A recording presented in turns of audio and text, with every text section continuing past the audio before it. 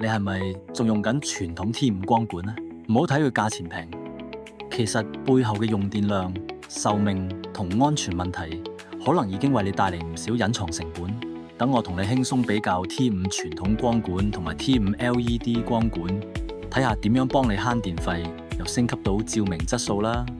T5 其實係指光管直徑約5厘米，傳統光管主要靠水銀蒸氣激發紫外線，再令磷光體發光，成個過程會產生大量熱能。雖然 T5 LED 光管售價高啲，但每支壽命可以高達5萬小時，係傳統光管嘅5倍，而耗電量就只係佢一半，即係話用得耐就慳得多，唔使成日換，亦慳咗唔少長期開支。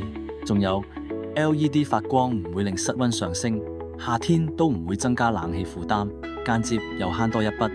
喺照明效果方面， LED 光管嘅亮度集中，特別適合辦公室、書房長時間閱讀或者工作用。傳統光管雖然發光範圍較廣，但係光線分散，亮度唔夠實淨。最重要係 LED 光源夠穩定，唔易閃爍，對眼睛負擔細，長期用都唔會好辛苦，幫你集中精神，提升效率。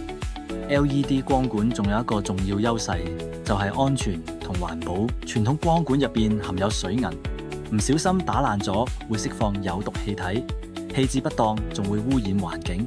但係 LED 光管冇水銀，材質唔易碎，用得安心又對地球好啲。尤其係家居、寫字樓、商鋪長期開燈嘅環境就更加值得升級。MeLight 精緻照明自設廠房，出品超過300款高品質 LED 產品，仲提供安裝、維修、技術支援，一站式為你服務。立即聯絡 MeLight 精緻照明，為地球出一分力。